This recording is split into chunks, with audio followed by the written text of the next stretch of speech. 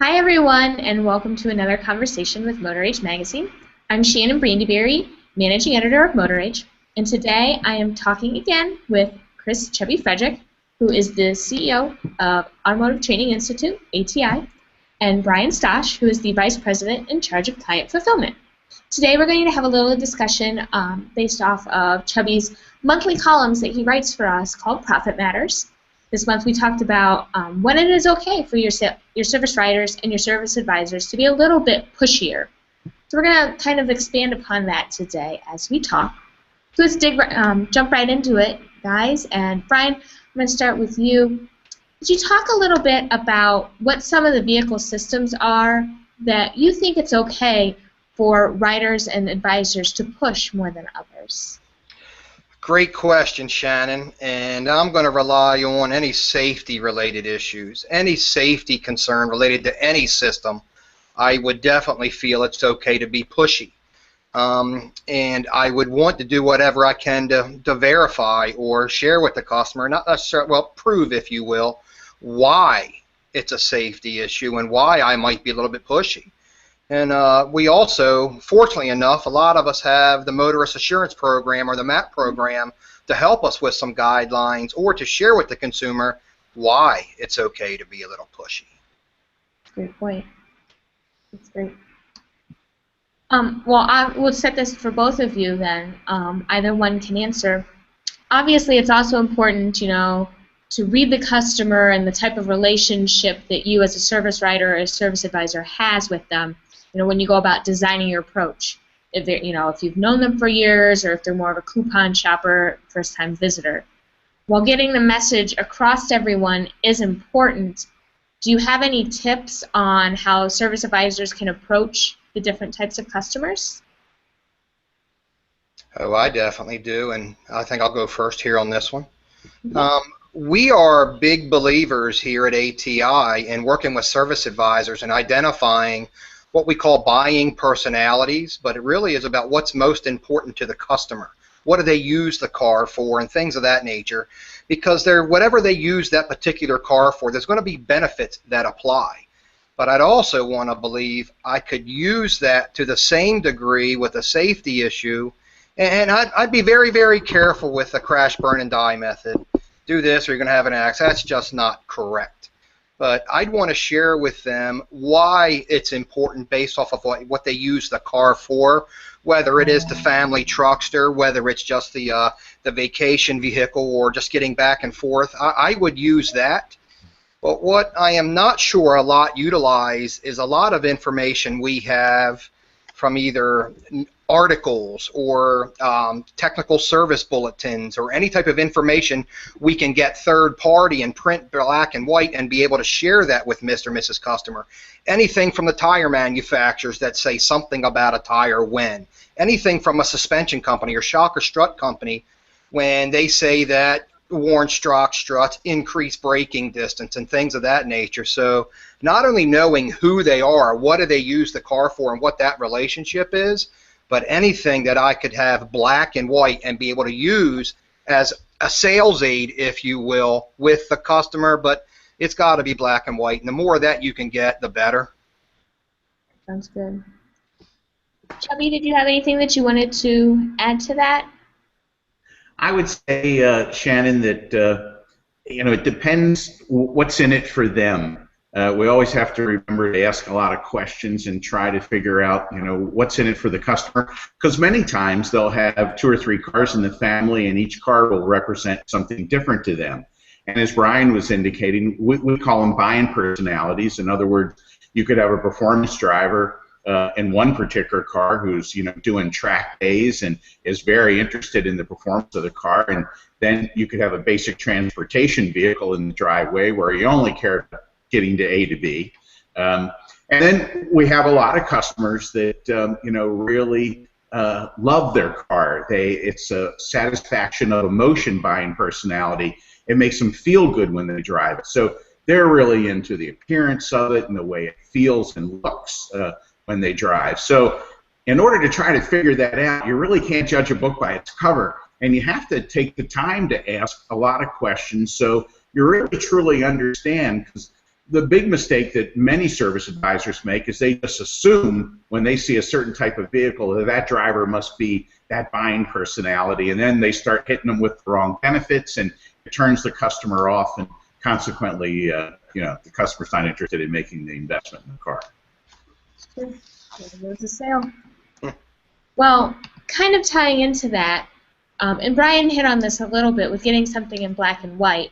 What are any types of tools that a service advisor or service writer can arm themselves with to reinforce that some of these systems are important and they're not trying to take advantage of someone? Okay, again, as you had just mentioned, yeah, I led into some of that just a moment ago, but things like sales aids, parts vendors like to help us with. They'd send us a desk blotter, if you will, that would have a blown-out version of what a braking system looks like. I'm not sure how many service advisors utilize that to demonstrate how things work hand in hand, that if one particular thing is not working, it's going to not, or another component down that path may not work as well. Any sales aids I can get from my parts vendors or the manufacturers, and again, I'll always fall back on the technical service bulletins, things of that nature. But that's all I can think about right here at this moment. Chubby, what did I forget? Well, I could be wrong on this one, but courtesy checks are truly a great tool. And we could talk about courtesy checks for about 3 hours and what should be in them and what shouldn't be in them. But basically, the courtesy check was the old safety check that we did years ago, and for liability reasons, it was renamed courtesy check. And typically, it's a 30 to 35 to 50-point check. Really depends upon the culture of the owner and what his belief system is. But at ATI, we strongly believe that that every car should go through a courtesy check procedure, and that the customer should be given all the information that's on it, whether they want to invest in the car or not. I think it's important that people understand what's right and what's wrong with their vehicle, regardless of what their pocketbook is. And many times, many service advisors will look at the car or look at the person and make a judgment call that, oh, they'll never want struts, they'll never want this, so they don't mention it. And I don't think that I don't think it's up to us to make that decision. I think it's up to the customer to make that decision once they hear all the information. And I believe we have to be very honest and very transparent. Some owners will tell you that when a customer comes in for the very first time, they don't want to overburden them with a lot of things that are right and wrong with the car and look like that they're only there to sell them stuff. My belief is that it would depend upon that type of customer. If a customer was looking for a shop to build a relationship with and was looking for honesty and they knew something was wrong on their car and the service advisor didn't tell them about it, well, that could backfire on you too. So a lot of this really has to do with the culture of the shop and the culture of the owner, because those beliefs will shape that business the last 10, 20, 30, 40, 50 years or 6 generations. So whatever the owner's beliefs are really end up coming out into the gross sales of the business and how long that business lasts. It's a good point. It's a good point. Hey, Shannon. Yeah. I'm sorry to interrupt, but 2 things just popped into my head, if that's okay. Go for it. And good point, Chubby, but you did mention that, I mean, the show and tell kind of stuff.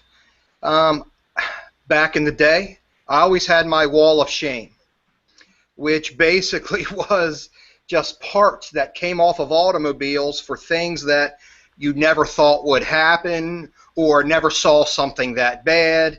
And an example I would use here in this case would be a ball joint or maybe even a tie rod end. That the one in their particular car you may not be able to demonstrate, but you go to the wall of shame, you pull a ball joint off your wall of shame, or a tie rod end, and show that customer how it physically came apart and be able to demonstrate that in front of them and put their hands on it. So just probably better visual impact, and that could be for all kinds of different stuff. But also videos. And I know there's several companies out there that do video demonstrations of how certain car systems work. the better you can get that in front of the customer, the better you can educate the customer, of course, the less they're going to feel you're just being pushy and try to take advantage of them. That's a great point. It's funny, the tie rod, I actually had that happen on my last car probably about 4 or 5 years ago, and they showed me exactly how it came apart, and that was rather eye-opening and slightly frightening to see how bad it was, and I was driving around on it. Wow. Cool. Glad I got it fixed. Well, then to wrap up, one thing that was mentioned in this month's column, which is available on our website at motorh.com/profitmatters1014. But one thing that was mentioned in there was the idea of having people sign a waiver, such as, if the system is bad or if they're, and really warrants replacement or fixing, but they don't want to. What are your thoughts on that idea of having people sign such a waiver? First thought is I'd want to see the waiver. Oh. But no, I definitely am a believer that I'd kind of want to cover myself, being that you had the car in the shop, you were the one sharing the information with the customer. For whatever reason they chose not to take care of it, I am still the professional. They are not. I want to demonstrate as much as I possibly can that why this is not safe to drive. And in Maryland back in the day, yeah, I could hold a car. All I have to do is call the state police. The police would ground the car. I was never the good guy, and very, very few times did I ever come out and end up being the good guy. I was always the bad guy for doing so, especially in state inspection purposes. But yeah, I am a believer in that being I'm the last one that touched it. If they leave my shop and have a particular issue with that, it's going to come back on me. So if I could not get a sale, autograph or not, and this might sound bad coming from a margin dude, but I may offer to tow the car somewhere for them, and just not just get it out of my hair, but to try to maybe even help them understand that this is not about me and making money. This is about the car, and it really is not safe to drive. So I'd feel better if. Right. Yep. So I'd believe in covering yourself, being such a sue-happy nation we're in today's time. That's a great point. Chubby, I don't know if you have anything to add to that. Yeah, I think. Well, first of all, you can't make customers sign waivers. That's against the law. But and every state has different consumer protection laws when it comes to waivers. So we have clients that have created waivers, and you just have to check with your local state regulation to make sure that it's an okay thing to do. But I think in general, it's a great idea to cover yourself. And I would suggest to everybody, if they're going to do waivers, talk to their attorney, check the local states out, and make sure that that all the wording in the waiver is okay. But at least writing it on the repair order that you recommended it and they didn't want to do it, I think to protect yourself is probably the least thing that you could do. That makes sense. So have some homework for all of our owners watching us today. Work with your service writers and advisors, make sure that they're up to date on their training as to how to read your customers, develop those relationships, find out what the laws are in your state for waivers, if what you might need, what you might want for your shop, if that's of interest to you. So a little bit of homework for everybody today. But, gentlemen, I want to thank you again for joining us this month, talking a little bit about getting the importance of repairs and especially with safety systems out. So we'll do this again next month, talk a little bit more about your column. Again, if you wanted to read this month, it is available online at motorh.com/profitmatters1014. So Bryan and Chubby, thanks again for joining us, and I hope that everyone has a wonderful rest of their day. Thank you for having us, Shannon. Thank you, Shannon. Take care.